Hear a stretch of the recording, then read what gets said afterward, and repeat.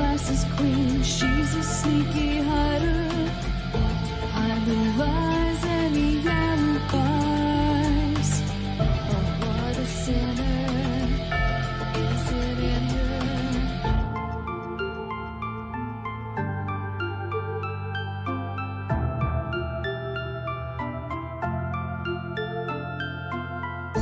What's the truth in this riddle? Is love really just this simple? I can't seem to find my way in this world that never stays.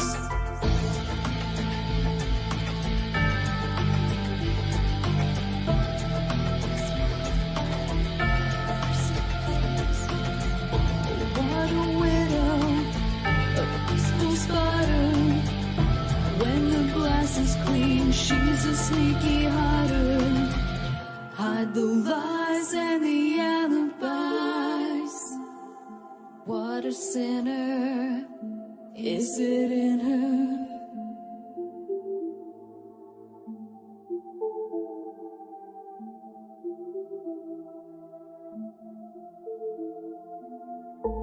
Is this real?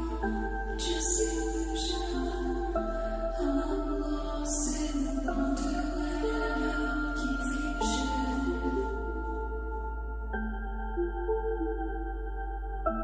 I'm lost in wonderland of confusion.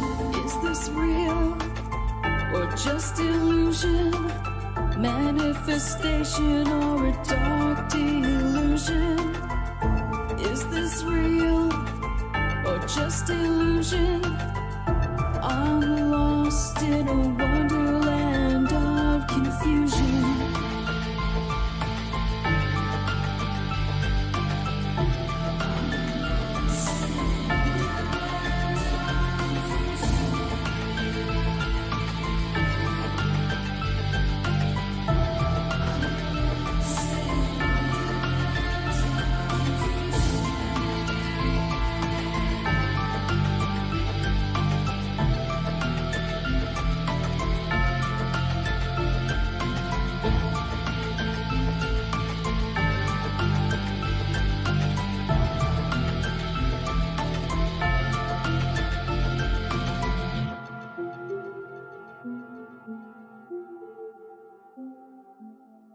This is Cynthia Sue Larson with Reality Shifters and the International Mandela Effect Conference, and you're now listening to DarkWolf's Den Show on Rippin' Common Sense Radio. Rippin' Rabbit Hole is a community-driven radio. At times the community comments may reveal prejudices and other beliefs that we or our sponsors do not condone. Views or opinions expressed by the community, callers, or guests are those of the individual speaking and do not represent the views or opinions of this site. Rippin' Common Sense content is intended for mature audiences only. Enjoy.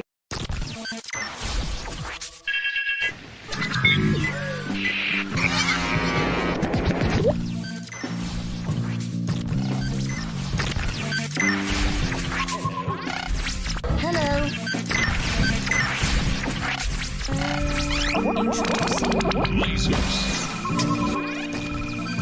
Hello.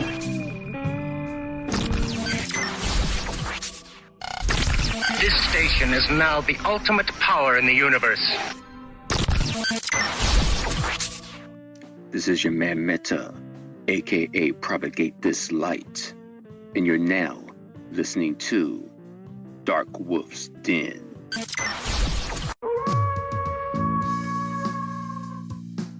Are ghosts real? We had 1,000 hours of continuous communication with the spirit world. Does time travel actually exist? The laws of physics seem to be compatible with time machines. You know, sometimes I wonder about reincarnation. Don't you?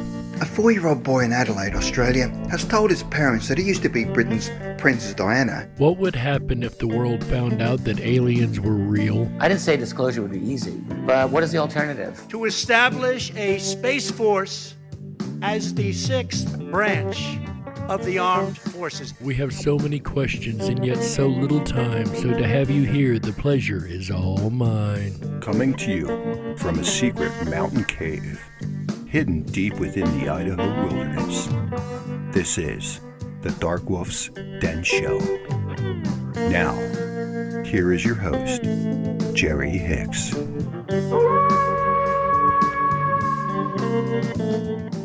That's right, I am Jerry Hicks, also known as the Dark Wolf, and welcome back to another episode of the Darkwolf's Den Show.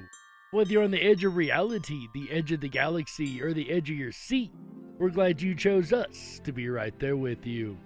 Ladies and gentlemen, it is Thursday, December 3rd, 2020, and tonight we're talking about Yule and the ghost of Christmas past. What is Yule? Why do we celebrate Christmas in the ways that we do? Why do we follow the small, little, intricate traditions that we just do without thinking about every single year? We're going to dig into those little, small elements of Christmas and see where a lot of this stuff comes from.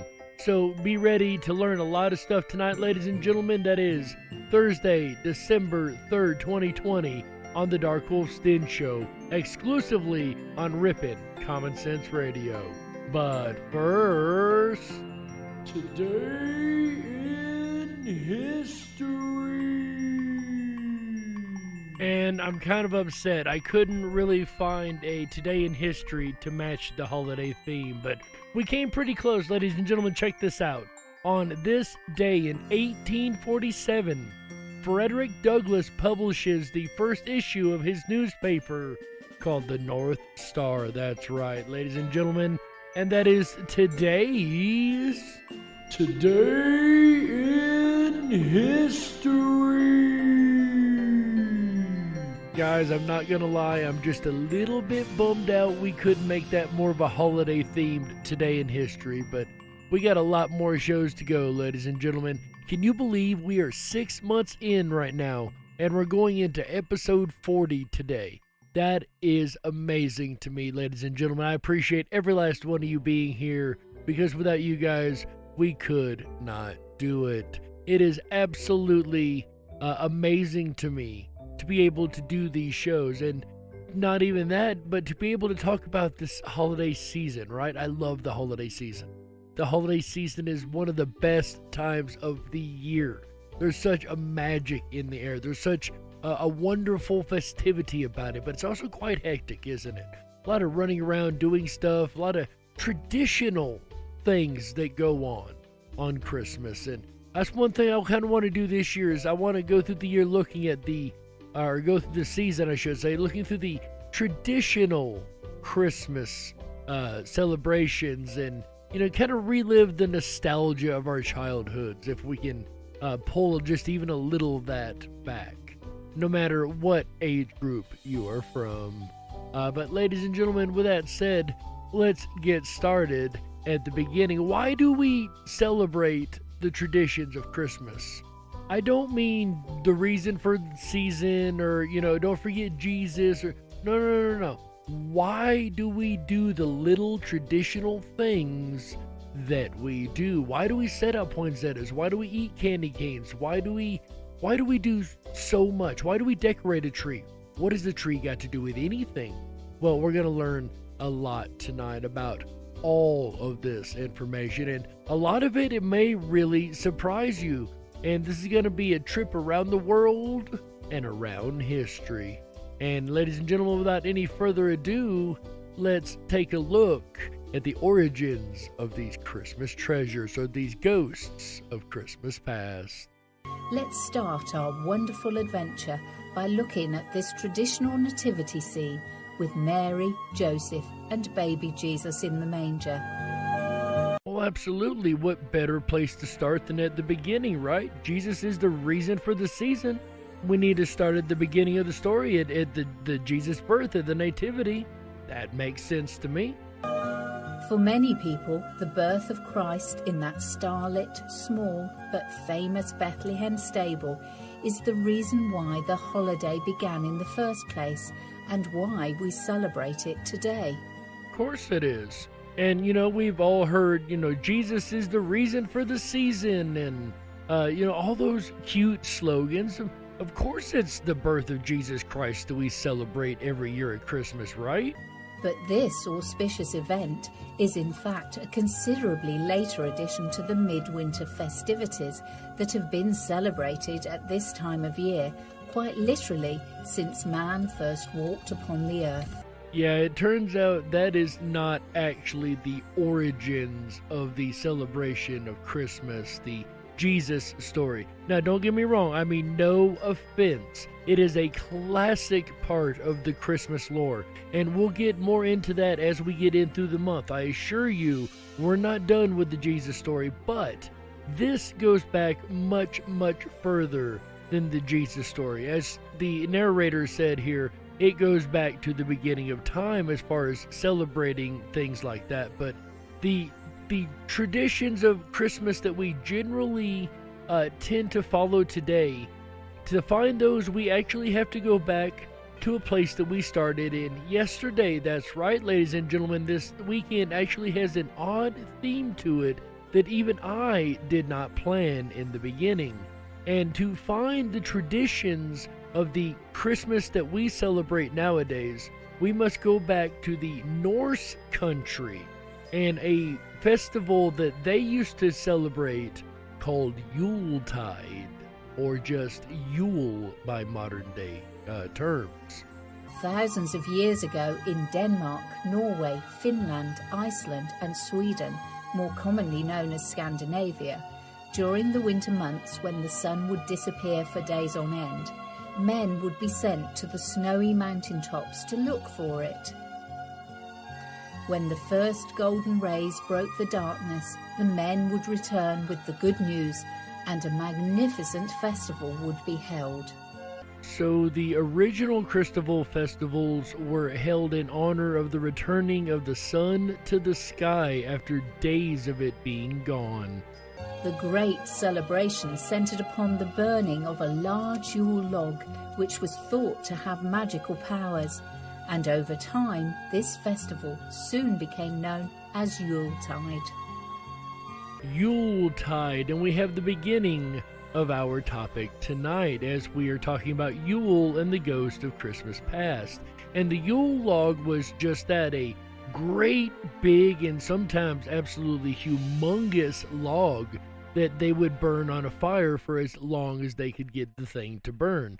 And like she just said, they believed that this log had magical abilities within it. Throughout ancient Europe, the burning of the Yule log over the 12 days of Christmas was one of the most important customs of the season, bringing good fortune to the family for the following year. So they burned this log in order to gain good luck and good blessings for the following year. That's pretty neat, but we're going to touch on a couple things real quick. So number one, we've got our log for our classic Christmas fireplace. So that's the beginning of that tradition, the Yule log that everybody burns. And you see them in the stores all the time, a Yule log, right? But nobody really knows what a Yule log is. Oh, it's just a log we burn at Christmas. Well, not really. It actually has a beginning. And they would burn these logs for 12 days. We hear the song The 12 Days of Christmas, but the 12 Days of Christmas actually comes back to burning these logs for a 12-day period during Yuletide. This tradition continued right up until the 19th century, when the Industrial Revolution forced the majority of the once rural population into the rapidly growing towns and cities. And as the civilization and culture evolved, so did the celebrations. Finding large Yule logs to burn in the countryside had never been a problem, but it wasn't so easy in the hustling, bustling city streets. And of course, with cramped living conditions, finding a hearth big enough to burn a Yule log was also rather difficult. Because remember, as we mentioned a moment ago, these logs sometimes were very, very large. We're not talking a small tree stump. We're talking extremely large logs that these guys would burn. However, not wanting to lose this old custom, the bakers and confectioners of France came up with a sweet, sticky chocolate delicacy. And some of you may be thinking, yeah, I've heard of a Yule log, but I've not heard of it being a real log. The Yule log I know of is a dessert, right? And we're going to now get into another favorite part of the holiday for myself, of course, is a ravenous wolf, you know. And that is, of course, the food of the holidays, right? We love to eat around this season. I know I personally tend to gain a couple 20, 30 pounds around these seasons, right? Okay, maybe 5 or 10, but still, I gain quite a bit of weight during the holiday seasons, as I'm sure a lot of you do, because we do a lot of eating. And once again, where do the treats and the foods of Christmas have their origins? Well, the Yule log that we just spoke of that would burn for the 12 days of Christmas, or 12 days of Yuletide in this particular celebration, which would later on become Christmas, but you understand. The 12 days of Yuletide log, that actually has a connection into the food. Of course, the Yule log, the chocolate Yule log. Known as a chocolate Yule log, this cake is much easier to manage than flaming tree trunks, although it's highly unlikely that it will last throughout the 12 days of Christmas. Around me, I'm going to be honest, it's unlikely it's going to last 12 hours, let alone 12 days. Nevertheless, we all still love a blazing fire at Christmas time, whether for roasting chestnuts or welcoming guests. And for those who live in warmer climates, you can even get films of a fire burning to screen on your television, just to create the festive atmosphere. And yes, they really did create VHS tapes of a hearth burning for a number of hours, 8, 12 hours, whatever the case may be. This was a real thing, and I know that might sound a little weird to you guys, but on YouTube there is tons upon tons upon tons of these hearths just burning, some set to music, some just with the crackling sounds of the fire. And let me tell you, I love listening to those. The ones with the Christmas music. Or just pulling up the hearth. It just sets an ambiance in the room, right? You don't so much get the heat off of it, so that kind of stinks, but just the same, you get the beauty of the fire and that traditional feeling of being in front of that warm hearth in the holiday season. Especially when you got snow falling outside and you got the fire blazing in front of you. It really sets an ambiance, a mood, a real old-fashioned feeling to the holiday. In the ancient world, it wasn't only the Scandinavians having plenty of winter fun. The early settlers of Britain had a few interesting ideas of their own. Surviving the cold winter months was no easy task, and storing up food during the better weather would literally mean the difference between life and death. Of course, back then you couldn't go to Walmart or order off of Amazon, right? You're talking about a completely different world. And if you didn't have the stores for the season or for the winter time, then you may not have made it to the spring. This was literally a make or break life or death situation. And that's what's led to a lot of the foods of Christmas. Halfway through winter, people would gather together and share what food they had in a great feast to cheer themselves up and help them survive until spring. And most of our lives, that has been the tradition, is we come together each year for a big feast among other Christmas things that we do. But we have a big feast together and everybody's happy and celebratory and, everybody's having a great time. And it goes back to the feast, the Christmas feast, the coming together to share food and try to make everybody happy for this cold winter dark season, as it tends to be at times. Then you've got these celebrations that stem way, way back into these being the early British settlers. And we still celebrate these today in a different way, of course, but in just the same way, we still come together and bring together food that we have together for a feast. The difference is it isn't life or death anymore, it's more of a choice, right? Speaking of Christmas food, there's one festive tradition that's older than you might think. And looking at this rich, flaming Christmas pudding, or plum pudding as it's sometimes called, it's hard to believe that this very familiar seasonal treasure dates back to those ancient times. And I've never had the firm pudding or the flaming pudding, and I'm not sure if this is the same as figgy pudding. I'm assuming it is, but this is a really interesting treat that once again has its roots in the ancient Britons that originally settled in the UK. But let's hear a little bit about this tasty treat of flaming pudding. But don't get too excited just yet. It was a lumpy old bowl of oatmeal that started the proceedings. Who here serves oatmeal at their Christmas dinner? I know I've never had oatmeal. Don't worry, more goes into this oatmeal. It's not just oatmeal. But this is going to be a interesting dessert. Hey, we're starting off with lumpy old oatmeal. Yummy.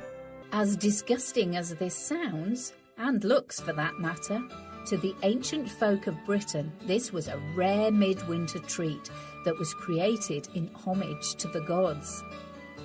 Set to bubble continuously, as each person passed by, they stirred the pot, and this act would bring good fortune for the year ahead. And it's interesting because little things like that really does kind of bring the family together, brings together the group. It's something small as just continually stirring the oatmeal, one person after another, but it's enough to kind of a small bonding experience, right? You all have had a part in the making of this food. It's kind of a real love of cooking type deal, right? Love of being together and having something to do together. Plus, it'll bring you good luck. Hey, can't beat good luck. With the passage of time, people made this concoction much more exciting by adding meat and fruit, and very gradually the Christmas pudding that we know and love began to take shape. So the oatmeal and fruit doesn't sound too bad. I'm sure most of you would agree with that. I'm not sure how I feel about meat in my oatmeal with fruit. Now that said, I like bacon in my oatmeal, so that might not be too far off course after all. Although quite early on they started to leave out the meat, which was probably a very good thing. Today, if you want to make your own Christmas pudding, it's traditional to create it with the whole family a couple of weeks after the end of Thanksgiving.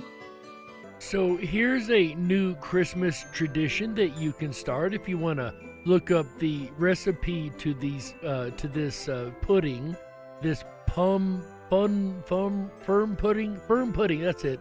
I think it's called firm pudding or flaming pudding.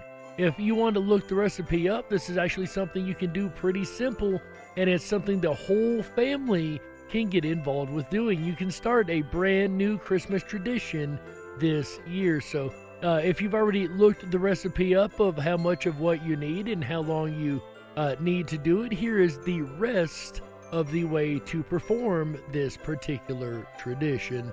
Just like ancient times, every member of the family should get to have a good stir, making a wish as they go. However, you must be warned that this does come with a caveat. There's a specific way that you're supposed to stir the oatmeal for the good luck. But be careful only to stir the pudding clockwise, because stirring it anti-clockwise, or widdershins in Old English, will bring bad luck. So if you are interested in starting this tradition with your family, which sounds like a fun one to me, I'm not going to lie, you get to eat something at the end of it, so when is that ever not fun, right? But if you want to do this tradition, nevertheless, make sure that you stir the oatmeal clockwise for the good luck and not counterclockwise for the bad luck. I want to know why the entire world, or the ones that practice this, started all counterclockwise last year. Was that some kind of joke or something? I don't know that for a fact, but I mean, 2020, maybe that would explain why we had such craziness this year. Maybe everybody decided to stir their Christmas pudding backwards last year as a joke, right? If this was what happened, guys, I beg of you, don't do that anymore. Please. This has been a weird year. But in all seriousness, ladies and gentlemen, nevertheless, let's get back to this list of fun Christmas traditions. In some houses in the United States and over in the UK, there'll be much more to the dark fruity plum pudding than meets the eye, because another more recent custom involves hiding small objects in the rich, tasty mixture. And I love little things like this because this comes back to a chance, right? The chance of getting this little object on your plate. And there's a couple different objects that are inserted into this cake, or this pudding. So if you ever eat Christmas pudding, do be careful. Do you not choke on these objects, because there are 3 objects and they have very specific meanings if you get them. It comes back to that whole synchronicity, right? We all believe in synchronicity. And according to this belief system, the synchronicity comes with when and if you end up with one of these pieces in your piece of pudding, then there's a meaning for the year coming ahead. For the piece that is found supposed to have a meaning on your life. And there's 3 pieces, like I said, and we're going to hear now what each of these pieces are and what they mean if you find them in your slice of pudding. If you find a shiny coin in amongst the raisins, it means that you're likely to earn lots of money in the future. It also means that I'm lucky to be alive and I'm a little bit richer, right? I'm a coin richer than I was before I took that bite, if I didn't choke on the coin, of course. And if a ring tumbles onto your plate, then love and marriage is in the air for you. I know some people that would actually lose their minds if that happened to them, so that would be really hilarious for some people I know that just aren't the marriage type, if you will. Somebody like that gets the ring. Could you imagine them freaking out, right? But there's one more symbol of a item in this pudding. However, if you get a small thimble on your plate, you have a life of hard work ahead and no prospects for romance on the horizon. I actually know people who would want to get the thimble over the ring, right? And of course, I would not be feeding this pudding to a child. Let's be clear here. I made the choke warning jokes for a reason. In all seriousness, I would be careful who I allowed to eat this Christmas pudding with these items lodged in them, right? But nevertheless, it is a very cute tradition, I gotta say. So if you want to do the Christmas pudding, make sure you have the ring, the coin, and the thimble to add to your pudding. And it does definitely mix up the holiday and get the conversation going, or keep the conversation going, right?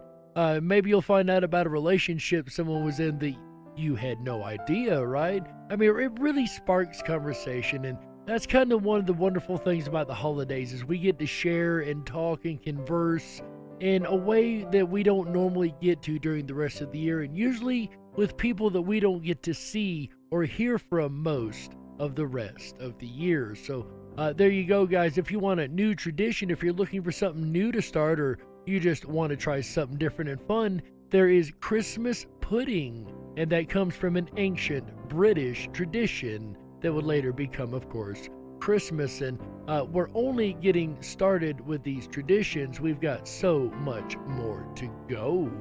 Like, while we're on the topic of Christmas foods and holiday treats, there's one more, of course, the most well-known of the seasonal treats. Every year, tons and tons and tons of these things are sold and hung on trees and everywhere else they can be hung around the world. I am, of course, talking about the classic treat we know as the candy cane.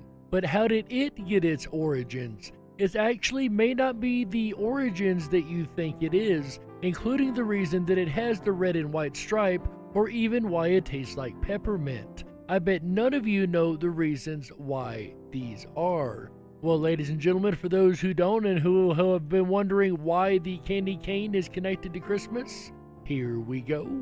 A choir master at a large cathedral decided to give out delicious sugared treats in the shape of shepherd's crooks to the young children so that they would keep quiet during a long Christmas nativity play. Because giving a bunch of sugar to kids never ended badly at all. But no, seriously, that is a really neat idea, though. Try to distract them from being crazy and wild and just give them some candy. Here, sit down and eat this. Here. But that actually would grow into a very well-known custom today. When word got out about these sweets, people started to call them candy canes. But it wasn't until long after this tradition came to America that the decoration gained its famous red and white stripes and peppermint flavor. And for those who are wondering, yes, there actually is symbolism in these stripes on the candy cane. The 3 small red stripes were added to the traditional candy to represent the scourging of Jesus by the Roman soldiers. And the large red stripe on the candy is a symbol of the blood that he shed on the cross. Sometimes a green stripe is also added as a reminder that Jesus is an everlasting gift from God, an evergreen, if you will. And that takes us right in to our next topic, and that is the plants of Christmas. There's actually a lot of wildlife and plant life that has to do with this holiday season. And where did the traditions of the different plants of Christmas come from? Of course, the most well-known being the tree. And we're going to learn a lot about our favorite holiday staple, if you will, our placeholder of the season, the Christmas tree. We're going to find a lot of information about that. Yeah, I bet you did not know, but nevertheless, we're going to get ahead of ourselves if I keep babbling. So, ladies and gentlemen, back to the narrator. Our fondness for evergreen plants as decorations also dates way back in time. Waxy green holly leaves with shining red berries have always been a symbol of eternal life, and for centuries the bringing of the holly always heralded the start of the festive season. Holly is synonymous with beautiful Christmas wreaths, and we have the Romans to thank for this lovely tradition. Here's something else that we do because, well, we just do it every year, right? How many of you hang a Christmas wreath every year around your house? Maybe on your door or on a wall or on the tree itself, maybe. How many of you hang a wreath up? Now, of you guys that said, yeah, I hang a wreath up, how many of you actually know where the wreath came from or the origins of that particular element of Christmas decoration? Anybody?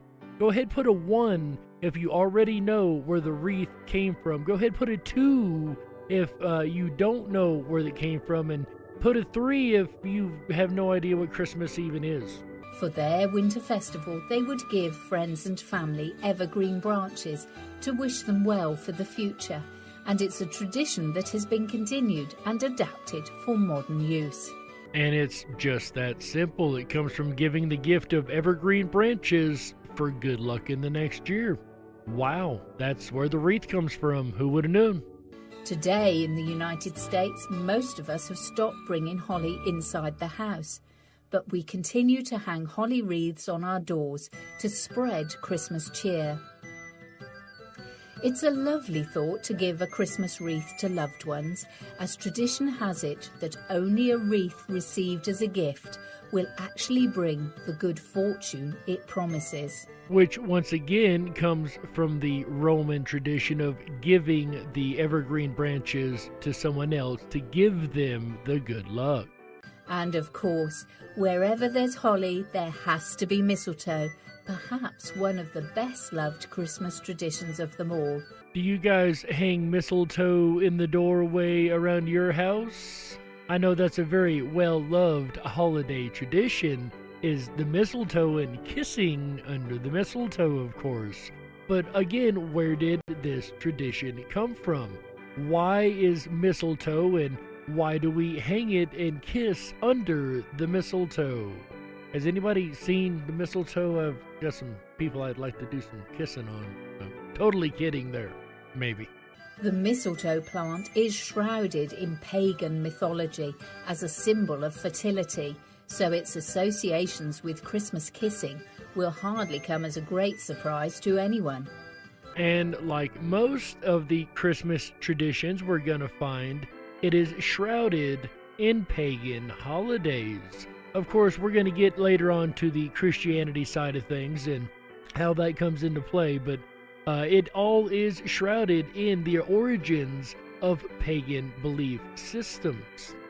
However, there have been many influences on this very ancient tradition, ranging from the early Christians to Queen Victoria, who found that when it came to Christmas kissing, she was definitely not amused.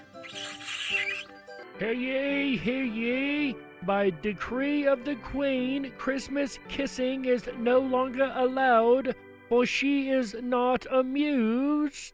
After Christianity came to Britain and time passed, people started to decorate hoops with mistletoe, placing an effigy of baby Jesus in the centre. This kissing bough was then taken from house to house, and the Christians would greet each other with a chaste kiss under the hoop. Told you we'd get to the Christian element of it. Did you know that?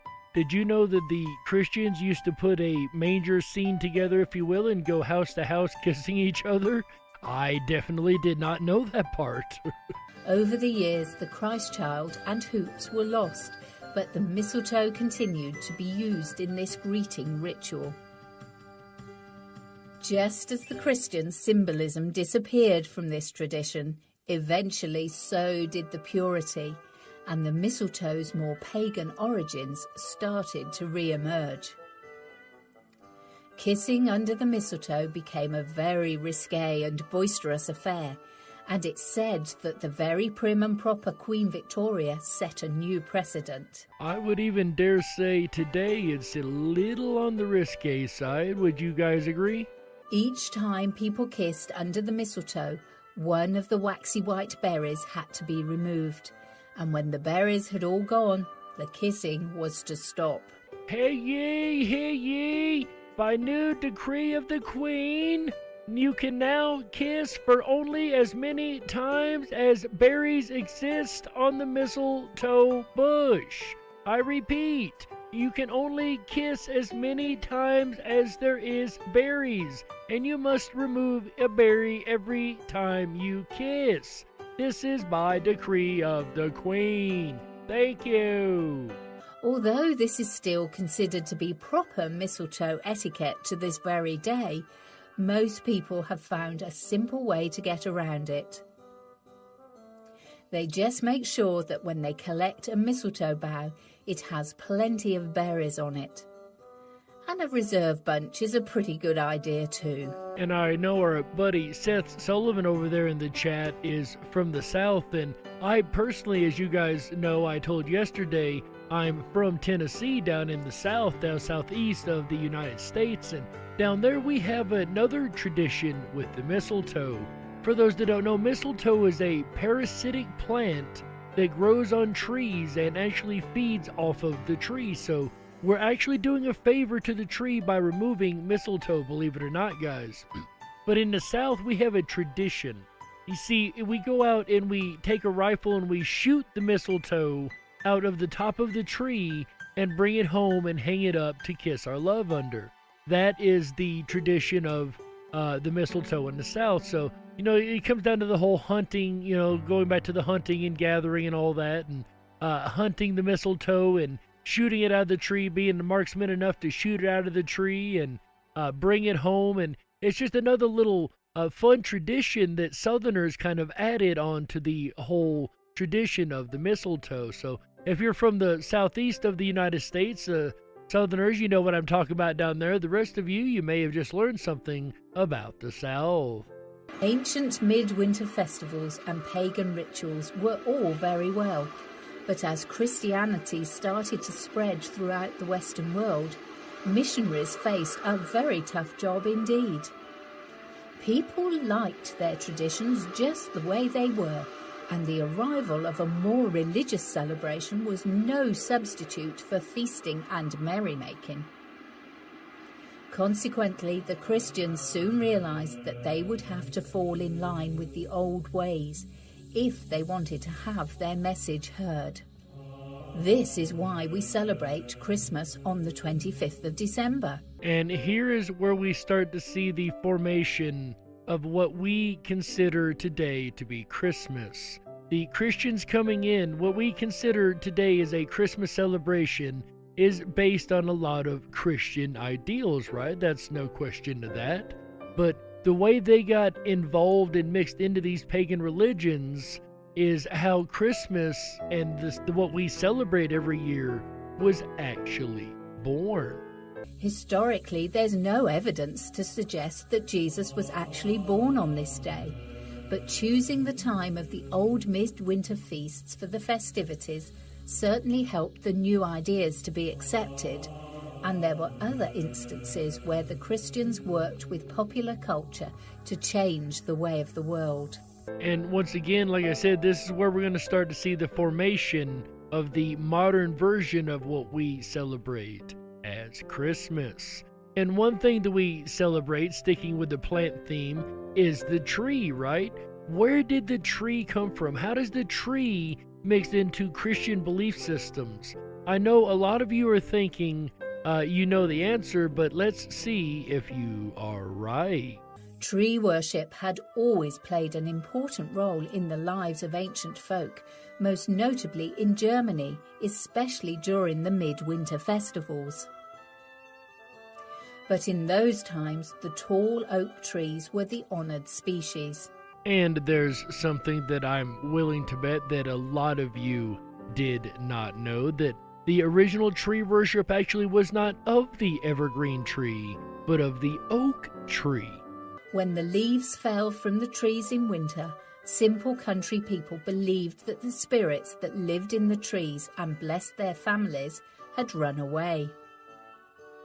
To tempt the good spirits to return, the people would cover the trees with brightly coloured scraps of cloth and strings of coloured pebbles. Naturally, when spring returned and the leaves came back, they thought their brilliant early form of tree decorating had worked. When they eventually found out the real reason why the leaves returned, it didn't matter. They simply carried on decorating the bare winter trees, just as they had always done. Yet another ghost of Christmas past, a story that we don't normally get to hear when the holiday season comes around. Again, so many things we do just because they're tradition, just because, well, we do them every year, we always have, but why? Where did they start? What happened in the beginning? And this is no different. Why do you decorate the tree? Every year we pull the tree out, and a lot of times we'll pull the family together and we'll hang these cute little baubles on the tree and just really decorate them up. And I seen a really neat baby Yoda tree the other day. You know, there's so much that can be done with these trees, and we decorate them so many different ways. But why? Why do we decorate the tree? What has that got to do with anything? Well, apparently it comes from the idea that the good spirits would leave the tree. And of course, like I said, they finally learned the real reason, and they just kept on doing it because they enjoy doing it. And that is where we get the idea and the tradition of decorating the Christmas tree. How many of you knew that it came from old world beliefs of the good spirits leaving the trees? So they would decorate them to try to bring them back. Now we decorate them every year because we want to outdo our neighbor who's got a really pretty tree, and we want to make sure ours is a little prettier, right? That's what it's pretty much come to in this day and age. We've come from spirits keeping the trees alive to the spirit of I'm better being well and alive, right? A spirit that I hope some of us can kind of get rid of this holiday season and focus on the original ideas of love and just being together and enjoying and helping each other survive through the winter time, you know. But I'm getting off on a soapbox here, so nevertheless, we need to get back to our topic. That, ladies and gentlemen, was why you decorate a tree every year. But that, of course, was pagan beliefs, right? How did the Christians play into this? Because we know even in today's world, Christians gladly put a tree up in their home every year. So how did the Christians work this into their belief system and celebration systems? However, when the early missionaries turned their attention to this distinctly pagan custom, they agreed that tree worshipping and decorating could continue, but only if the honoured species became the evergreen pine tree. And this may not have been a decision made for the reason that you think. Of course, a lot of us think evergreen, that must represent Jesus and, ever living and long life and, eternal life and immortality, and the evergreen tree is evergreen, it's always alive, But actually, that's not the reason they chose the evergreen. Check this out. Because of its triangular shape, was said to represent the Father, Son, and Holy Ghost. That's right. It being evergreen had nothing to do with the being always alive or the type of tree that it was. It was because of the shape of the tree, and it formed the triangle that formed the Trinity. Is that not so very interesting, right? How many of you knew that before? Go ahead, put a 1 in the chat room if you did, and put a 2 in the chat room if that's new information to you. With the passage of time, people started to bring the trees indoors to decorate them. But it was thanks to Queen Victoria in London that the Christmas tree tradition really became a worldwide phenomenon. Now, wait a minute. What did Queen Victoria have to do with making the Christmas tree a worldwide thing, a natural Christmas celebration around the world? How did the Queen create, or have a, I wouldn't even say create, have a hand in making this a celebrated tradition worldwide? Looking at this portrait of Queen Victoria as an old lady, it's hard to imagine that she was once a vibrant young woman, madly in love with her husband, the German Prince Albert, who brought his nation's Christmas tradition of tree dressing with him to Britain. As a surprise for his wife and young children, he arranged for a decorated Christmas tree to be brought into the palace, which thrilled and delighted everyone who saw it. Newspapers of the day printed pictures of the royal family gathered around the Christmas tree, and where the Queen led, the rest of the population followed, not only in England, but also all over the world. And still today, we have people that follow celebrities and will follow everything they do and copy it to be like the celebrities, or like the royals, of course, in this case. And that's so awesome that just by bringing it into the palace, they made it something that everybody wanted to do, and everybody wants to be like royalty and be like the Queen, and you too can have a Christmas tree, and you too can be like royalty. That's a pretty good tagline, I gotta say, but just the same, it's really neat that it comes down to a chance surprise celebration by Prince Albert that the Christmas tree becomes a modern staple worldwide. But back to decorating the tree once more, because that is just so fun. A lot of the stuff that we've decorated the tree with is, in modern times, is just that. It's a modern invention. There's very little that remains from the actual dressings that used to be dressed on the tree in ancient times. But there is one piece. Today, decorated Christmas trees probably look nothing like the ones that started the tradition back in ancient Germany. In fact, only our modern tinsel is a direct descendant of the early draperies. But even though nearly all of our decorations are relatively new, it would be impossible to talk about the festive tree tradition without mentioning them, as each decoration has its own fascinating story to tell. And those are also amazing Christmas gift ideas, because that's something that gets used every year, right? I know when we decorated our tree, most, if not all of the stuff on our tree had some kind of really deep meaning to us. It was something we made, or something that we picked up from a certain year, or something with a memory behind it. And a lot of people have those. Now, I know a lot of people just go out and buy these random balls of color, these silver balls and these yellow balls. But a lot of people have these very special ornaments, like the ornaments your kids make in school, and just these little funny little, well, I wouldn't even say funny, just sentimental little memory items that we keep and we hang on our tree. Those memories that we have every year that helps to bring back that magic of Christmas. And that's always a good gift idea, as a personalized gift ball for a tree, because again, that's something they're going to hold on to and they're going to keep sacred every single year. When putting up a Christmas tree, everyone knows that the first task is to put on the lights. Nowadays, there are lots of different twinkling lights for sale, and thanks to the miracle of electricity, they only need to be plugged in and switched on. Man, is there ever. Have you guys went looking in the stores at some of these lights? There's lights that will do 90 different versions of like running. Like they'll light up in like 90 different ways, right? Pre-programmed lights, you can add music to them. You can buy the ones with pre-made music in them. We used to have one with a Santa. You could hit the button, it would play a different song every single time you hit the button. There's just so many out there, and a color. The variety of colors nowadays is just absolutely insane.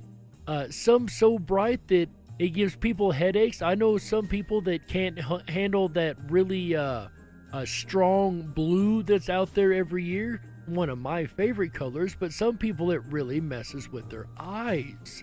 And there's so many lights available to decorate with, and you can go on YouTube and you can find people who have houses that are decorated with these lights set to Christmas music, and you can turn a radio station on in your car, just like listen to the radio station you're listening to now, and you can literally hear the songs come through and watch the lights sync up to the music. It's so much you can do with these Christmas lights. We've come so far from the original, ancient, albeit traditions and big origins of the Christmas lights. And I was wondering the other day, I was looking at Christmas lights running back and forth, chasing each other, lights that go blink on and off in a row.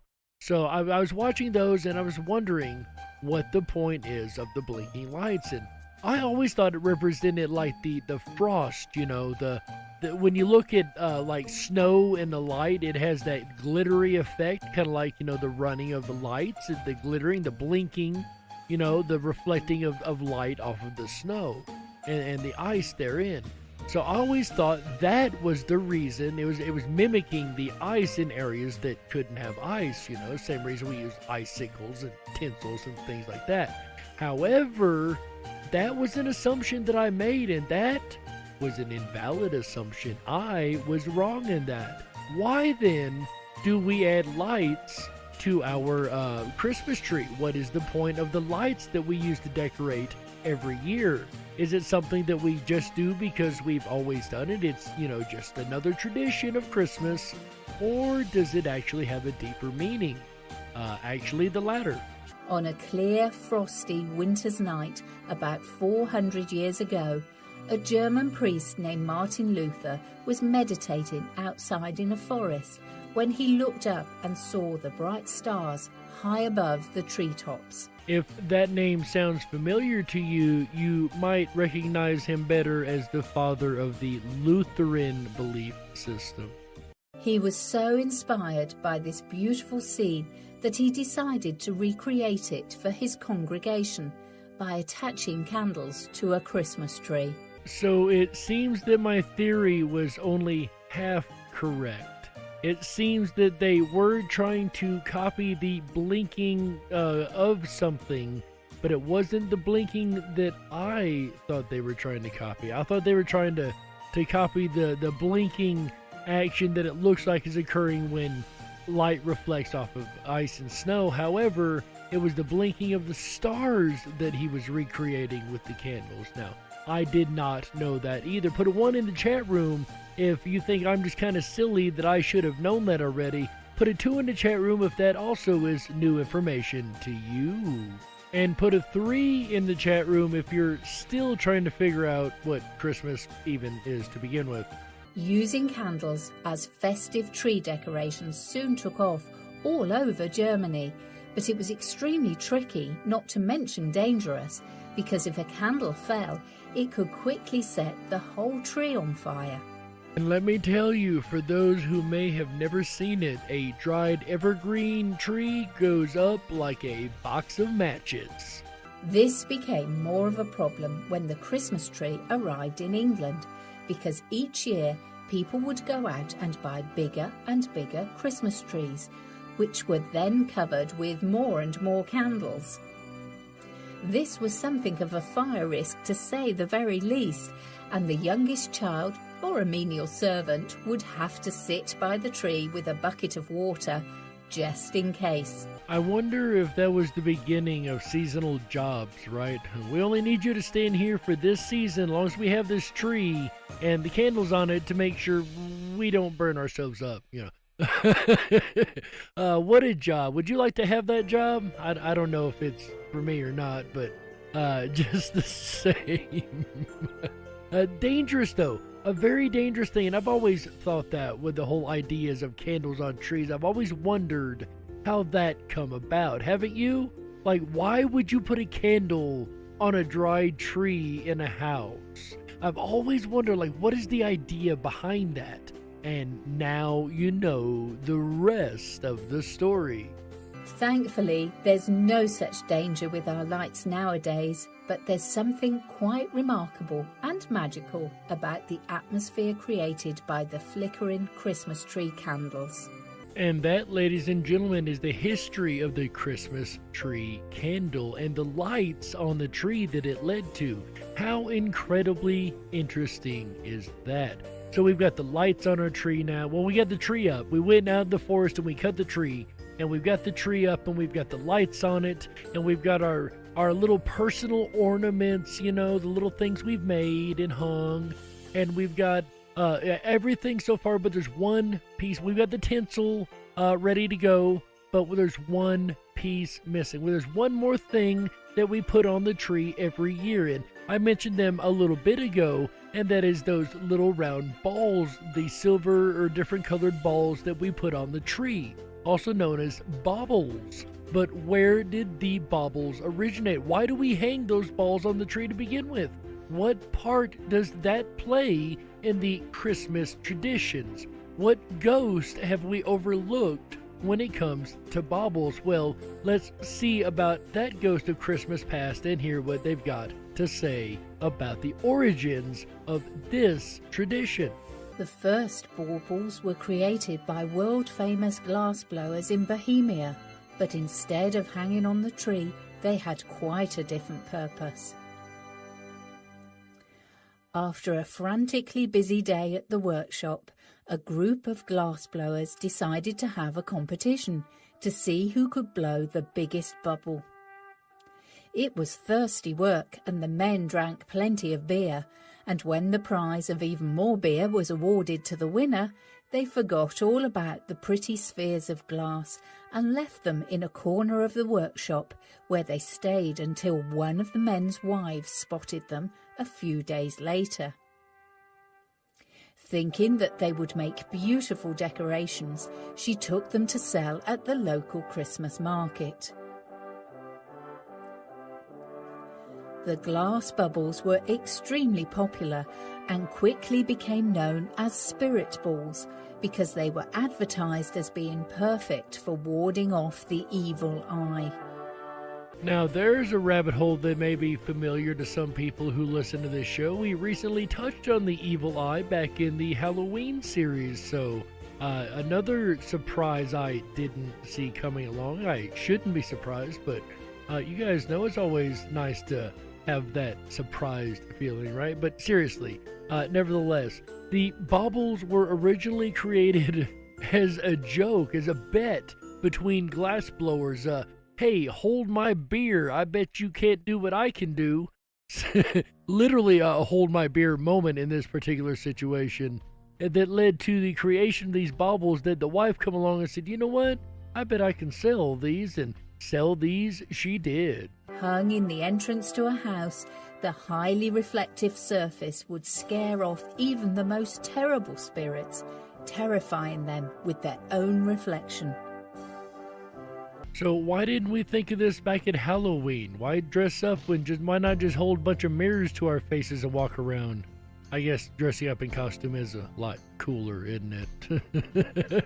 But seriously, they're made to ward off evil spirits, is why you hang the balls on the tree. And maybe that's got something to do with the reason there's so much good magic around Christmas opposed to the darker elements of the world that tend to temporarily fade away, if even for a short period during the holiday season. However, as soon as Christmas trees started to become popular, they decided to create miniature versions. Unlike the originals that were far too big, these baubles with paper-thin walls were light enough to hang from the tree branches and reflect the glow of the bright Christmas lights. And cats especially love these glowing baubles on the tree, as anyone who's ever owned a cat at Christmas time knows. They will do their best to scramble up that tree every chance they get and bounce those baubles around or knock them off or slap them with their paw. I've seen cats just do a lot with those baubles. So if you've ever had cats at Christmas, you know the Christmas balls on the tree and the cat are the best of friends and the worst of friends. All in good time, these sparkling decorations became available all over the world, and in the United States today, even though most modern-day Christmas baubles are rarely made of glass anymore, they're just as eye-catching. And I've been lucky enough to run across some statistics that were just recently released a week or two ago. And it says Americans are planning to spend $60 on average on decorations for the holiday season in 2020. This is an increase of almost $20 compared to 2010, just 10 years ago, where the price was $41 on average spent on holiday decorations. Almost $100, guys, $60 on average per household spent on holiday decorations. Decorations that we put up without really realizing the origins thereof, unless maybe you've listened to this episode of this show. And ladies and gentlemen, on that note, oh my goodness, I cannot believe we have already passed up the top of the first hour. And I'm going to get in trouble if I don't go ahead and take a network break here. So, ladies and gentlemen, we need to give our network sponsors a chance to get their words in, and we'll be right back after these messages. Don't you touch that dial. We gotta stoke the fires and run off the men in black. Don't touch that dial. We'll be right back.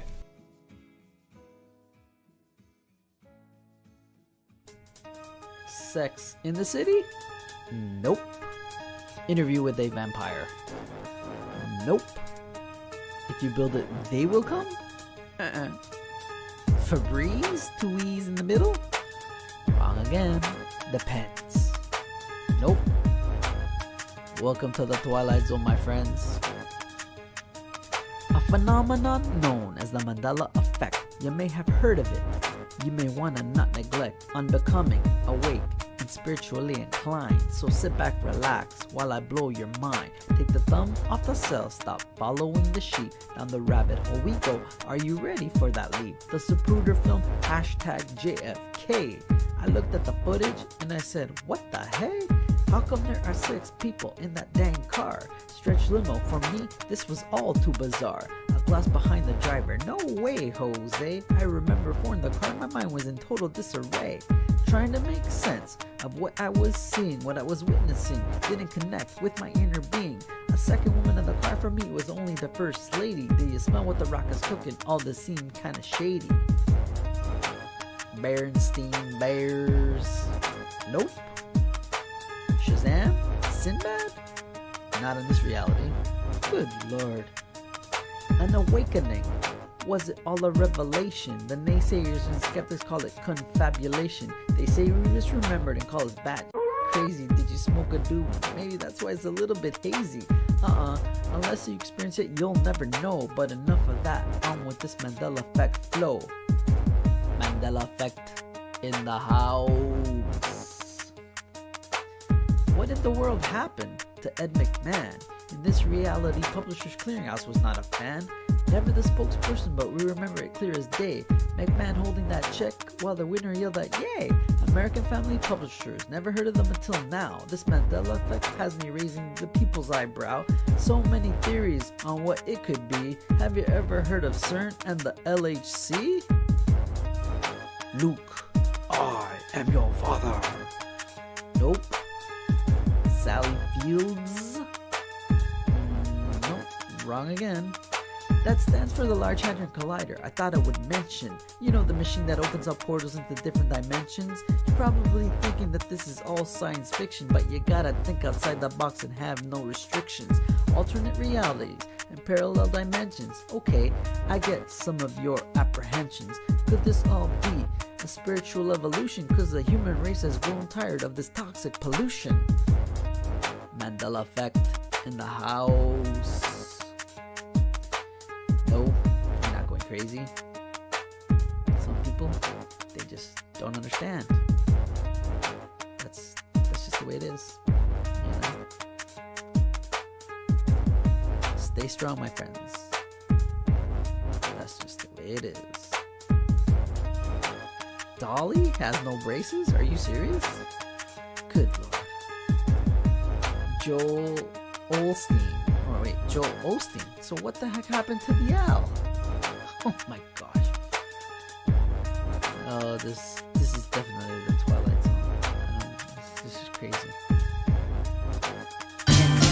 This is crazy. Can you believe it? It's December, folks. Hi, everyone. It's AJ, the Rippin' Rabbit. Are you enjoying tonight's look at Yule, the ghost of Christmas past? If you are and you haven't done so already, please make sure to thumb up that video, hit that subscribe button, and ring that bell. You'll get our notifications every time we go live. My big top hats off to Jerry Hicks and the Darkwolf's Den for howling in the holiday season. I guess that makes me the ghost of Christmas yet to come, as I'm here to tell you the lineup for the rest of the Rabbit Hole weekend. I'll return tomorrow night, Friday, December 4th, with another installation of the Rippin' Rabbit Hole live show.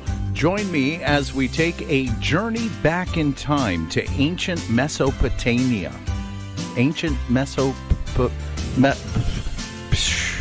You know what I'm trying to say. We'll go back almost 4,000 years as we explore together theories and many secrets found between two rivers. That's tomorrow night, starting at 7 p.m. Pacific, 10/9 Central. Then Saturday, December 5th, we'll celebrate St. Nicholas Day, which is actually on the 6th, which makes Saturday, December 5th, St. Nicholas Eve. Get ready to get your shoes out because either St. Nicholas or Krampus is coming to town. And if you get a visit from Krampus, it's really going to cramp your style. So join us Saturday, December 5th, St. Nicholas Eve, as we look at a European tradition of St. Nick. Then we'll end out the weekend right together, Sunday, December 6th, with the Fantastic Fun Show. That's right. Interactive family game night returns for our December holiday Christmas edition. Will My Life DIY stay seated on the throne as the Fantastic Fun King Queen? If she does, it'll be for the 3rd month in a row. Unbelievable evening of fun, games, riddles, and puzzles that you can partake in. And you can't win if you don't play. In our very special holiday edition of the Fantastic Fun Show. As we end out the weekend right, Sunday, December 6th, join us at 7 p.m. Pacific, 10/9 Central. That's a look at the rabbit hole ahead this weekend. Looking forward to spending it with you. We now return back to Jerry Hicks and the Darkwolf's Den Show with Yule, the ghost of the Christmas past. right here on Rippin' Common Sense Radio, the Rippin' Rabbit Hole.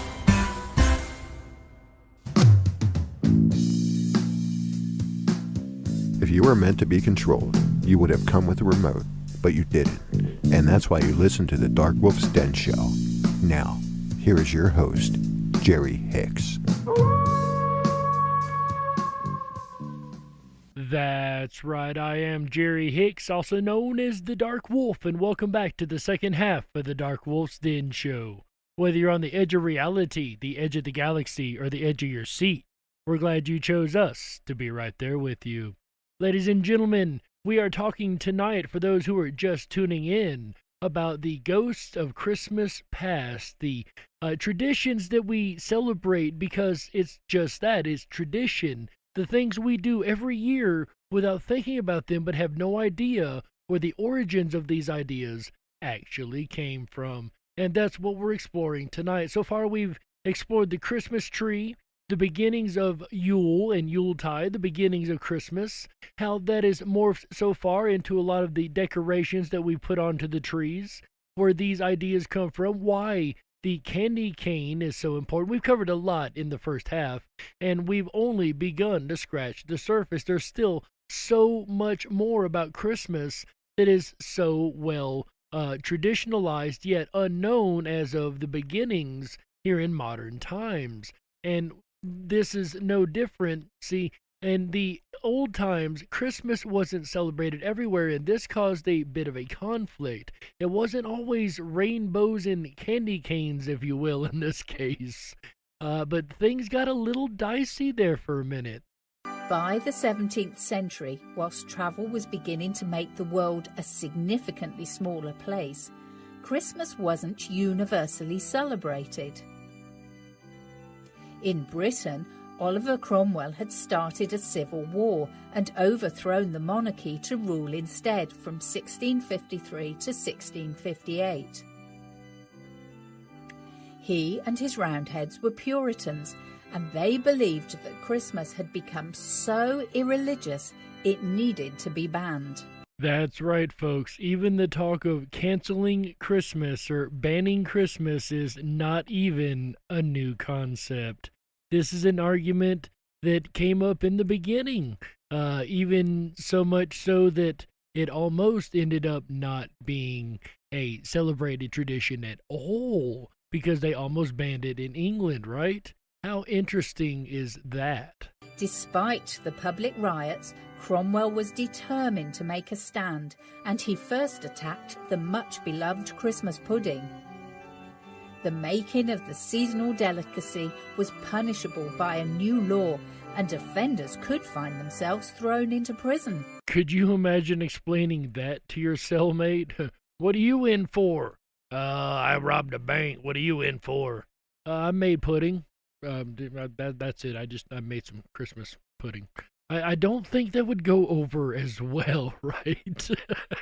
Not the easiest of conversations, right? That would be really awkward, huh?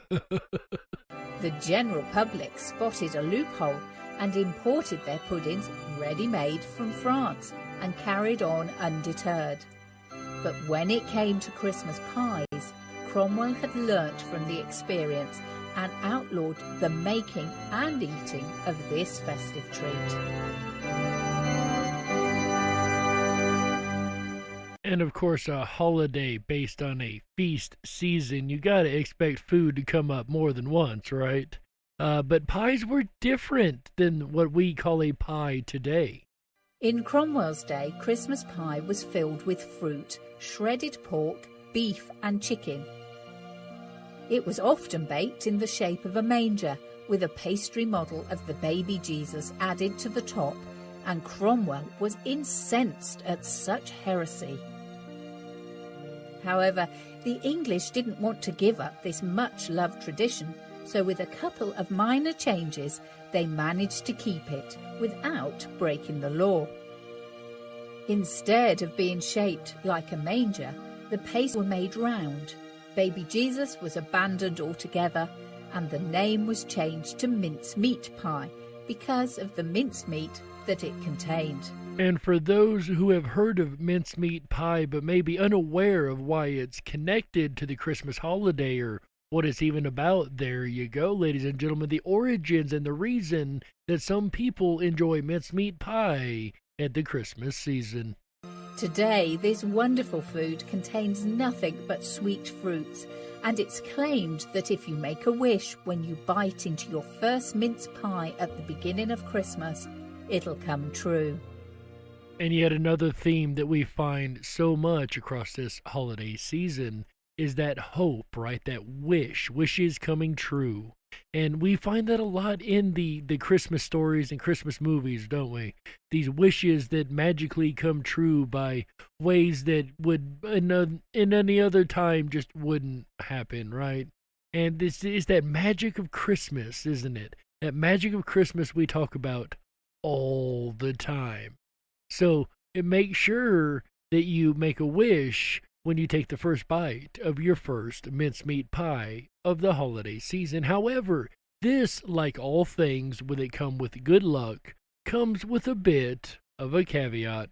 But make sure you don't refuse the first mince pie that you're offered, as this would bring bad luck for the year ahead. So between people stirring the oatmeal the wrong way and refusing the mince pie, I need you guys to stop doing that this year because we've had enough of craziness. We've had 2020.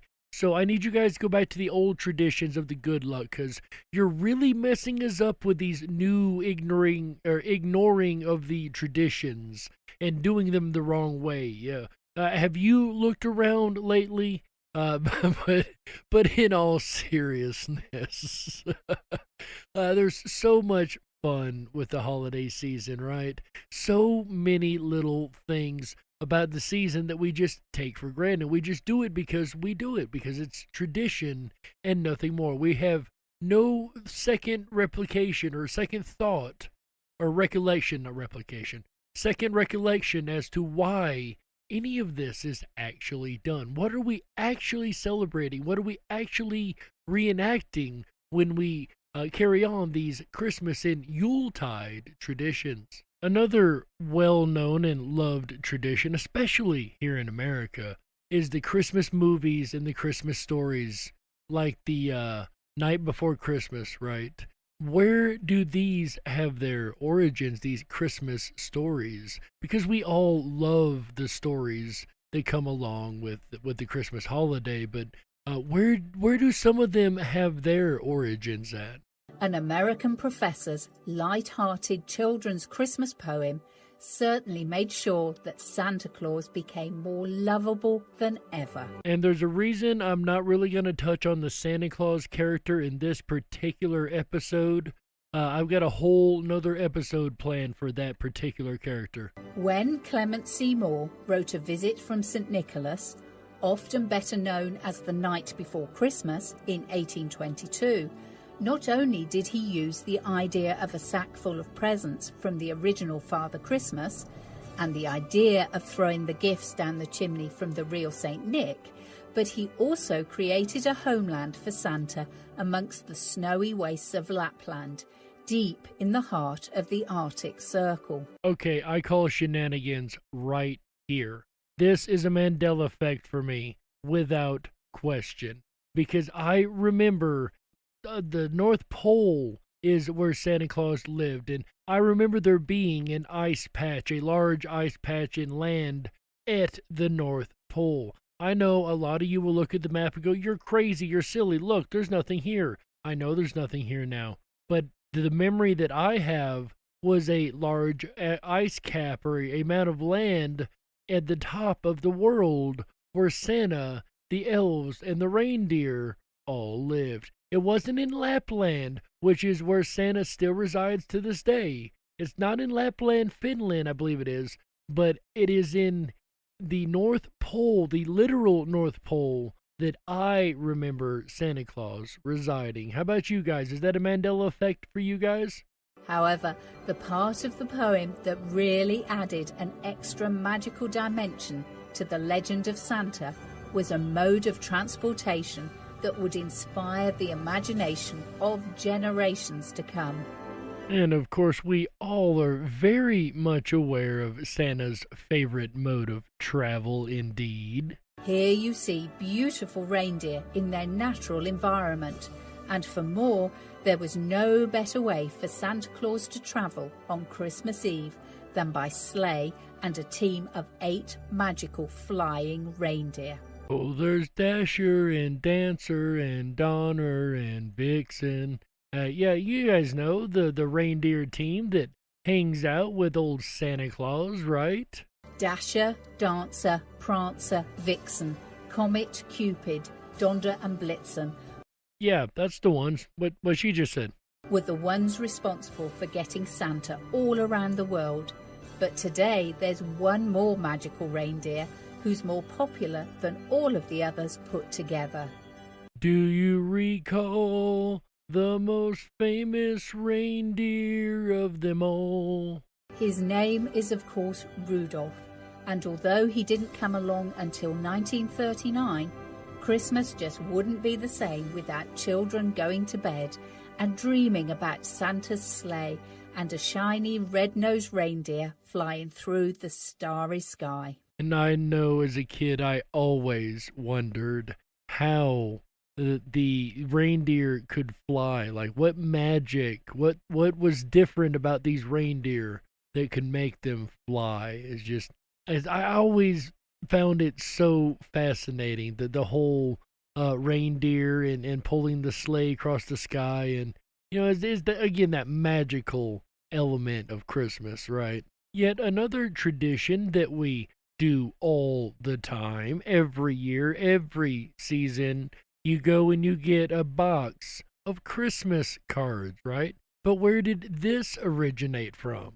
Take a look at this extraordinary selection of early Christmas cards showing pictures of Santa Claus, and you might even find it difficult to recognize him. Not only is he dressed in unfamiliar coloured, strange clothing, but in some pictures he looks rather frightening as well. For a time, Santa wasn't always the cheery fat man that we see today. As a matter of fact, Christmas had a bit of a horror overtone to it at certain periods in history, but we aren't there yet, and we may or may not get to that tonight. If not, then I've got a whole episode about that also coming up this season too. But nevertheless, where did the Christmas card tradition get its beginnings?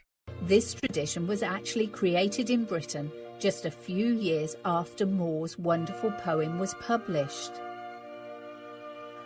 In those days, you were expected to write letters to all of your family and friends at Christmas time. But because this tended to take a lot of effort, people used to consider it something of a chore. One such man, a children's book publisher by the name of Henry Cole, had a brilliant idea for getting out of his letter-writing duties. He commissioned an artist to paint a card with his picture and the message, "A Merry Christmas and a Happy New Year," which he had printed and sent to all his friends and family. Even though it took a while for this idea to catch on commercially, in the United States today, more than 2 billion cards are sent out each year.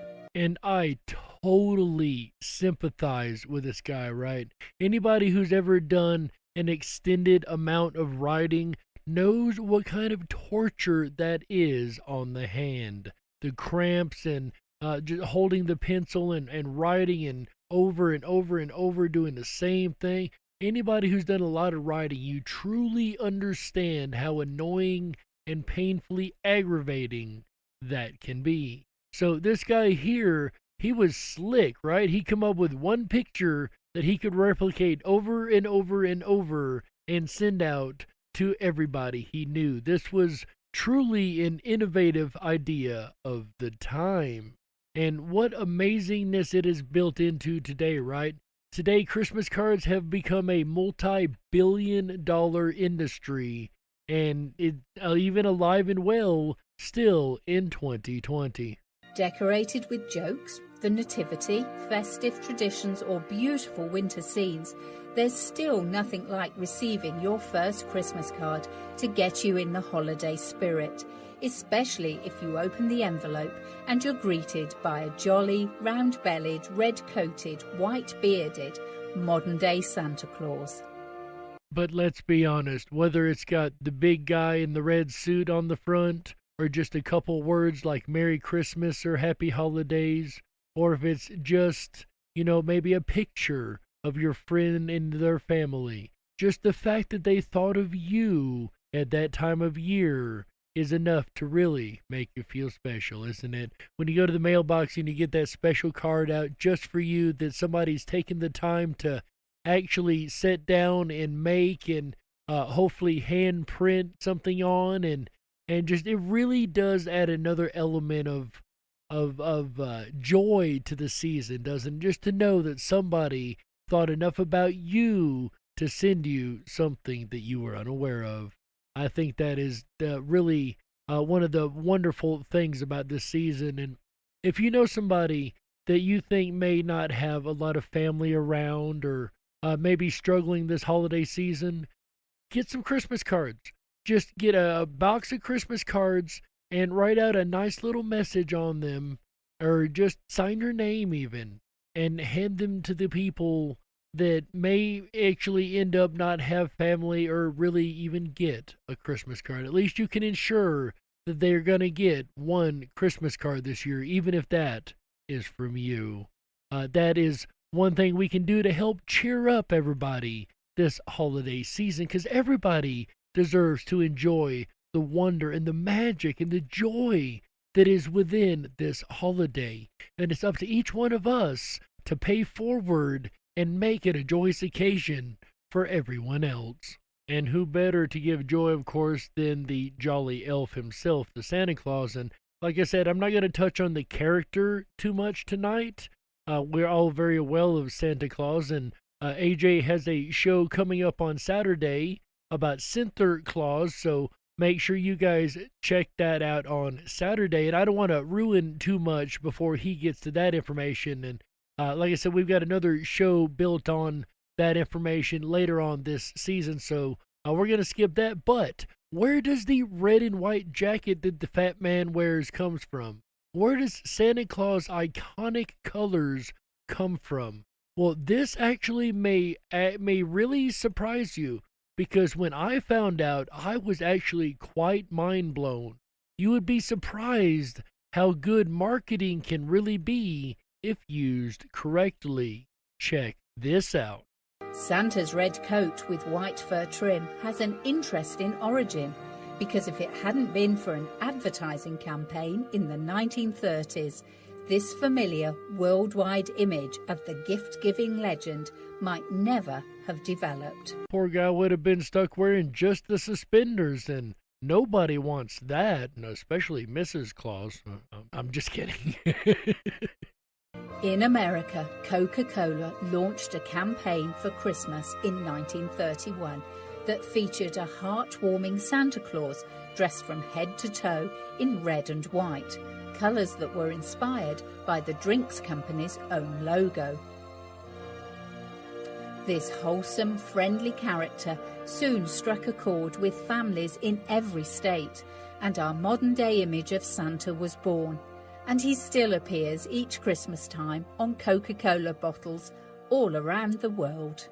Which is kind of funny, because when I think of Coca-Cola at Christmas now, I think of the Coca-Cola polar bears, right? Don't you guys? I thought those were just the cutest things ever. But they're actually also responsible, Coca-Cola that is also responsible for the creation of the big red and white suit that the man, or the coat that the man that flies around and gives presents every year actually wears. How interesting is that? It's all due to nothing more than a marketing campaign. Which reminds me, I could really go for some eggnog right now, right? Speaking of eggnog, where did eggnog come from? Anybody know? That's a really good question. Maybe we should explore that, ladies and gentlemen. Where does eggnog come from? In the meantime, I'm gonna go get me a glass of eggnog. Today, Christmas just wouldn't be the same without a frothy cup of eggnog to toast the health of friends and relations and enjoy the delights of the season. Although its roots can be traced back to colonial America, where because of the cream, milk, sugar, beaten eggs and alcohol, it was a rich and spicy wintertime warmer, it did take until the 1800s before it became a real festive favourite.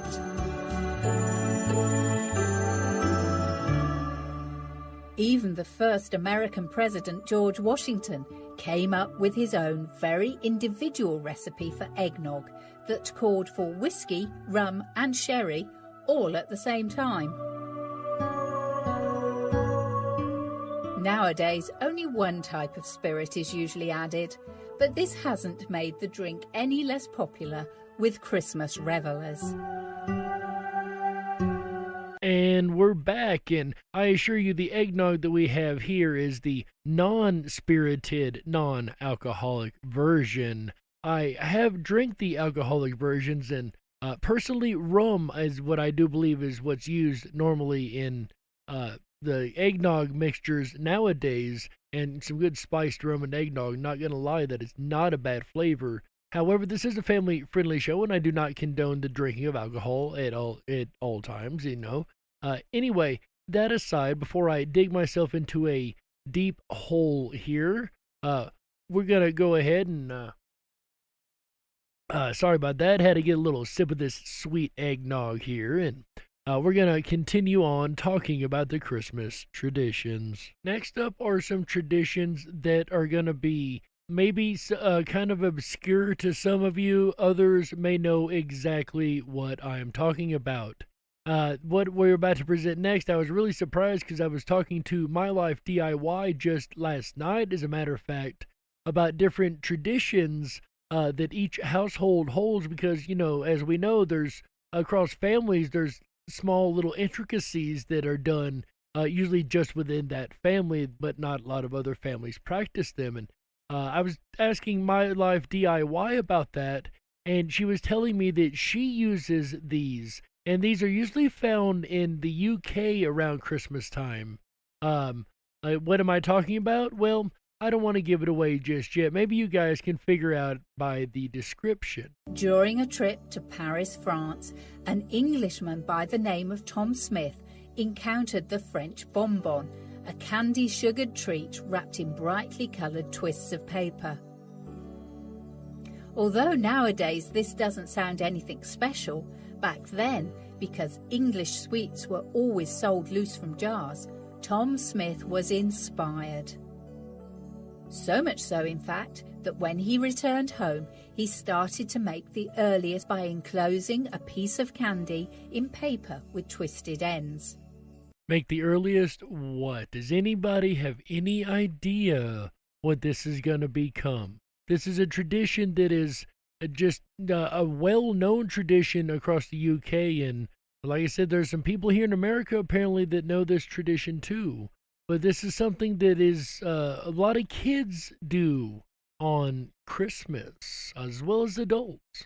You guys think you know what it is? Yeah, go ahead and put a 1 in the chat room if you think you know what we're talking about, along with the name of what this item is. Put a 2 in the chat room if you really don't know what this particular tradition is, and put a 3 in the chat room if you're still scratching your head wondering what in the world Christmas is to begin with. And because he was also a big fan of Chinese fortune cookies, each one also contained a slip of paper with a motto or saying on it. Tom Smith's Christmas bonbons were very popular, especially with the children, but he still felt that there was something missing. On a winter's evening, as he was sitting by his fireside, a crackling, spitting log inspired him further. Now, I just must point out right here that we've come full circle back to the Yule log burning in the fire being an inspiration for the next step in Mr. Smith's invention, the bonbon with something inside. But it's now about to become something that we would recognize, at least some people would recognize today, because of this Yule log, this crackling, popping Yule log. So I think it's so funny that we've come full circle back around to the beginning of the episode with the Yule log here in this invention of this semi-Christmas tradition in some countries. Or I should say this obscure Christmas tradition, more obscure Christmas tradition. Just play the clip, Jerry. And from then on, every bonbon that he created made a bang, just like the crackling logs when they were pulled, which is where the name cracker came from. That's right, ladies and gentlemen, the Christmas cracker, like he said, is a bonbon with a little joke or something in it, and when you pull the two ends of the wrapper, it pops like a bonfire, like a Yule log. So, yeah, that is the Christmas cracker, and I was surprised that My Life DIY actually brought those up, let alone knew what they were, because, like I said, this is more of a British tradition than a well-known English or American tradition, I should say. And I've never even got my hands on a cracker, so I'm going to see if I can't get my hands on one this year. Maybe I can get My Life to send me one just so I can pop open a cracker for the first time. I would love to pop open a Christmas cracker on Christmas Day. Would that not be cool, guys? I don't know. I've never done it. I couldn't tell you if it would be or not, could I? This extra surprise element was just what his invention needed, and today there's still no sign of people getting bored of this Victorian gentleman's creation. And if anything, since the candies were replaced by small gifts and the mottos with very corny jokes, they've become more popular than ever. And like I said, this is a common tradition in the UK and apparently some American homes too, but yet a more obscure tradition just the same. And there's yet another more obscure Christmas tradition we're going to touch on right now. Another addition to the cracker was the brightly coloured paper hats shaped like crowns. These are a throwback to the wild parties that happened on 12th night. Again, who here has ever heard of 12th night? That also is a new thing to me. And although it sounds self-explanatory, let us not assume that it is. So please tell us, what is 12th night? The official end of the 12 days of Christmas, celebrated on the 6th of January. Okay, good. I was right about that one. So 12th night is the end of the 12 days of Christmas, and I'm assuming that these 12 days start on Christmas Day, the 25th, not prior to Christmas, but starting on Christmas and ending on January 6th. William Shakespeare's famous play of the same name was first performed on 12th night for Queen Elizabeth I. But today the day is only marked because it's when we take the Christmas decorations down and put them away for the following year. Did you know that that's the reason that that particular day is when it's accepted that that's the day to take down decorations and put them away? Once again, I had no idea that that was the origin of January 6th being an important date. But to the older generations, the ancients, if you will, and the period in which we're talking about now, I don't remember what period we're in at this point. I've got lost. I think we're at Queen Elizabeth. But anyway, the period we're talking about now, it was much different. It was actually a very wild, raucous, and exciting party that they had. There was a time, particularly in Old England, when 12th night was actually a far more important festival than Christmas itself. A great party would be held, with a man and a woman chosen to be crowned as king and queen for the evening. And of course, this is where the tradition of the paper crowns we now find in our crackers comes from. Although nowadays these cracker crowns have no such meaning, even the grumpiest of relation won't be able to resist joining in the Christmas spirit, wearing a paper hat on their head. Wow, not only do I get a cracker with a gift, but it also comes with a crown in it. So I can literally be King Jerry, like I was when I won the first Fantastic Fun show, right? Don't forget, guys, that's coming up this Sunday, by the way. But that, nevertheless, a crown in my Christmas cracker, that's pretty awesome. I gotta say, that's pretty neat. I don't know why that wouldn't catch on in America, right? Everybody wants to feel like a king for a day. Feeling like a king also, that's what happens when you get your belly full, right? When you have a big feast. And one of the big feast items at Christmas, just like at Thanksgiving, is again more turkey. Because, during this time of year, for some reason, you just can't get enough turkey, right? But where does the origins of the Christmas turkey or the Christmas bird begin? Where does it have its origins in the Christmas feast and the Christmas holiday, the Yuletide holiday, if you will? In America, the turkey is more commonly associated with Thanksgiving, but its connection with Christmas again dates back to Victorian England. For the common man, the Christmas meal usually featured a goose, but for the aristocracy, such delicacies as peacock or swan would be more likely to be served. Queen Victoria, however, evidently preferred to see these beautiful birds gracing her parks and gardens, and instead turned to the more humble turkey when her not inconsiderable family gathered around the royal Christmas table.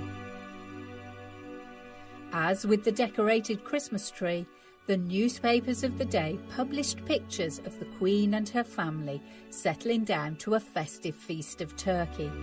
And of course, the nation followed suit. So not only was the Queen responsible for the Christmas tree catching on around the world, but also the turkey dinner being a thing instead of other birds and other meats, because she liked the birds in her garden instead of on the dinner table. So this also has its roots in yet an odd place. The fact that the Queen picked it up and was pictured doing these things, it became a worldwide phenomenon, just like the Christmas tree.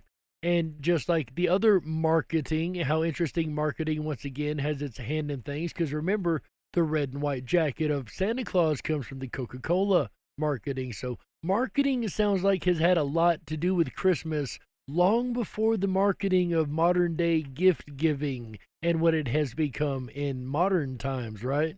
One of the most important of all Christmas ideas also dates from this time, and again it was Victorian London that was responsible for being inspirational, and on this occasion through the great writer Charles Dickens.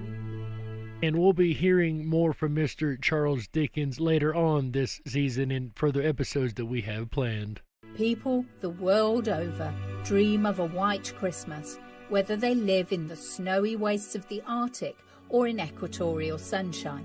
They even sing about it. And A Christmas Carol, the best-loved seasonal novel of all by Charles Dickens, has certainly played its part in this. I'm very thankful, as living in the mountains, we definitely have a white Christmas most years, and this year looks like it's shaping up to be no different. So I am one of the blessed, lucky ones that do have the honor and chance of living in an area that has a white Christmas. But how was Dickens responsible for creating this legend, this want of white Christmas, this idea of the white Christmas? How is he responsible for this? Vivid descriptions of snowy streets come from memories of Dickens' own childhood, because for the first 7 years of his life, every Christmas was white. Add to this Clement Seymour's poem and stories of Santa Claus in Lapland, and you begin to see how the snowy Christmas picture has evolved. And what's more, it's continuing to do so. And we're about to wrap up here, guys, but before we do, we've got one more character of Christmas to talk about, a recent character, if you will. Even in America, Frosty the lovable snowman wasn't actually created until relatively recently, in 1959. and we can only look forward to the new snowy delights that Christmas future might bring.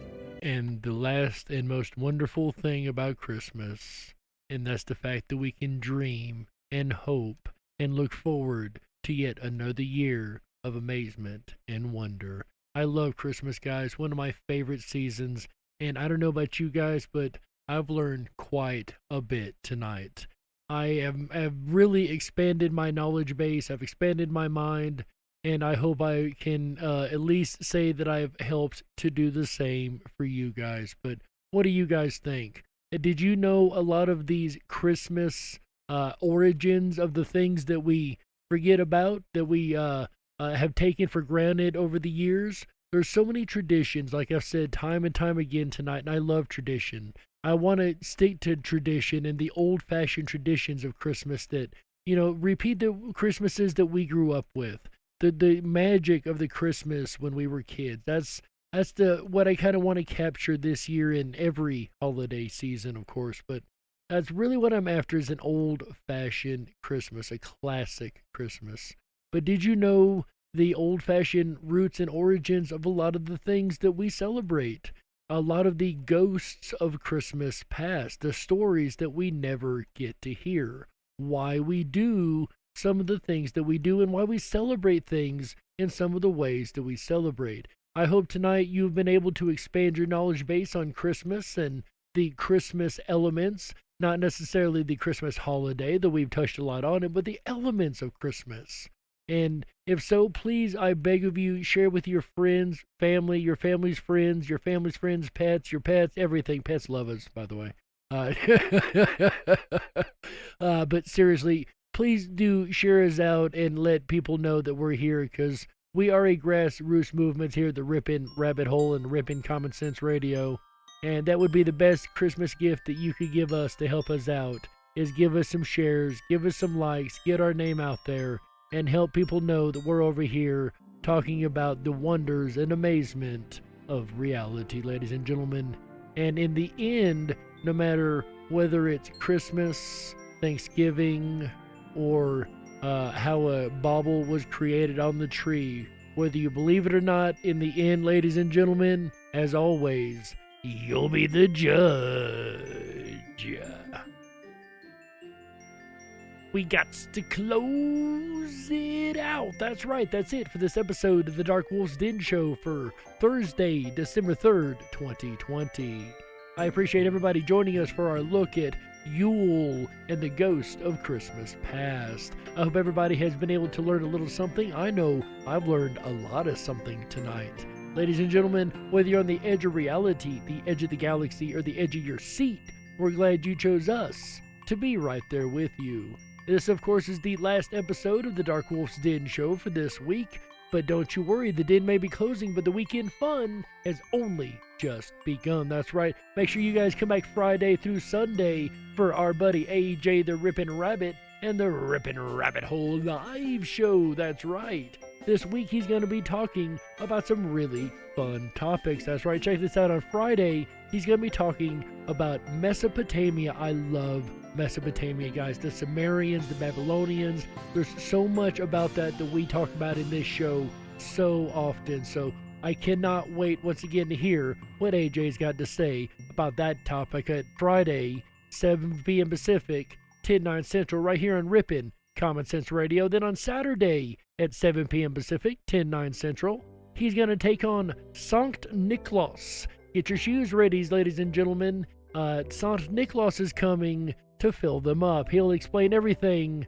on Saturday, and I promise it's definitely a tradition. If you haven't heard of it, you want to, and if you have heard of it, get your shoes ready. Ladies and gentlemen, then on Sunday, and by the way, I promise not much walking will be involved. On Sunday, ladies and gentlemen, the Fantastic Fun Show. That's right. My Life DIY will be defending her crown again for the second time. That's right. The second time reigning champion, Queen DIY, My Life DIY, I'm sorry, is gonna have a chance to go for the third round, the first time ever if she pulls this off.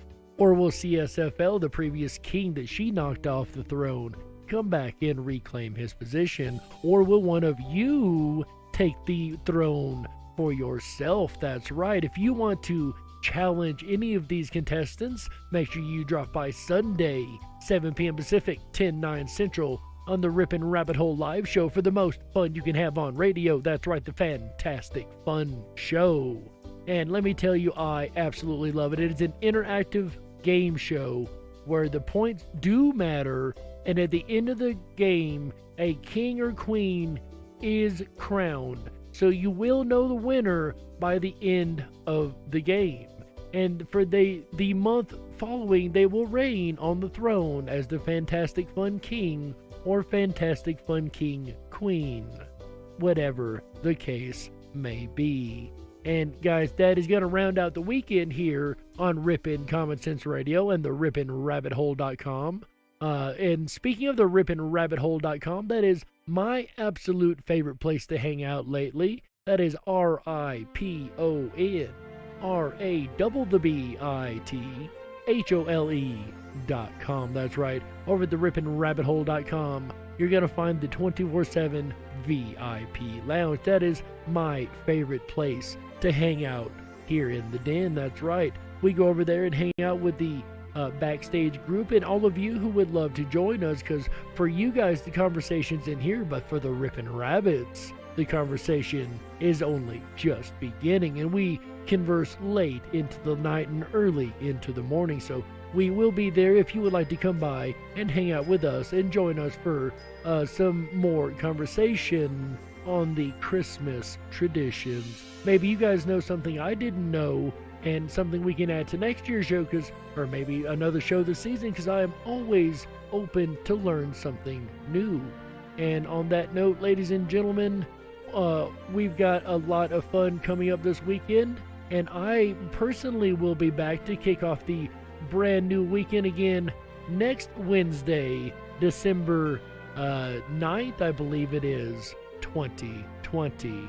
And we're going to be talking, well, it's a surprise. I'm not sure exactly what show we've got coming up for that, but I guarantee you it's something you're not going to want to miss. Ladies and gentlemen, my name is Jerry Hicks, and on behalf of Walt House, Chick Mandela Effect, Michael Musco, everybody at Rippin' Common Sense Radio, my name's Jerry Hicks, also known as the Dark Wolf. Happy holidays, ladies and gentlemen, and remember, until next time, stay awake, but dare to dream. Thanks for being here, everybody. Good night. Ow! Yeah!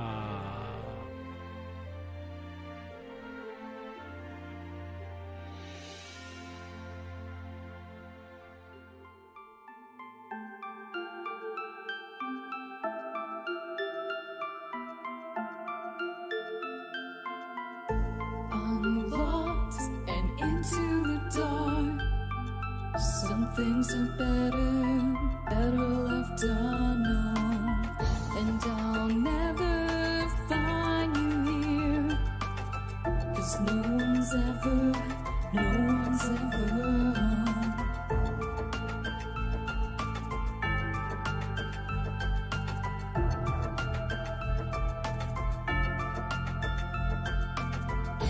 What a widow, a peaceful spider. When the grass is green, she's a sneaky hider. Hide the lies and the alibis. Oh, what a sinner is it in her?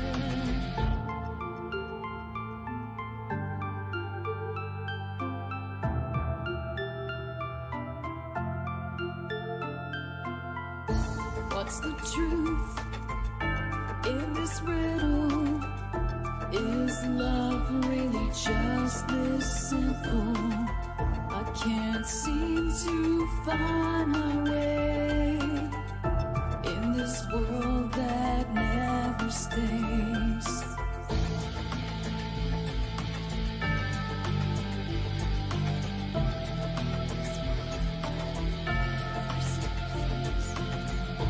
What a widow, a peaceful spider.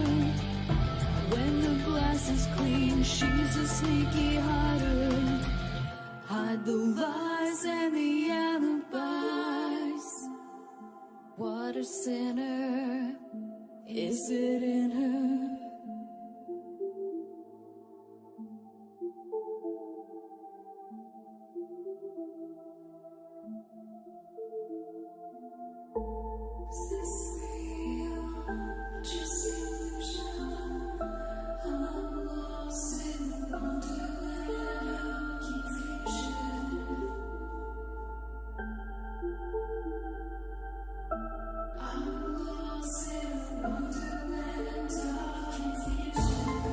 this real or just illusion? Manifestation or a dark delusion? Is this real or just illusion? I'm lost in a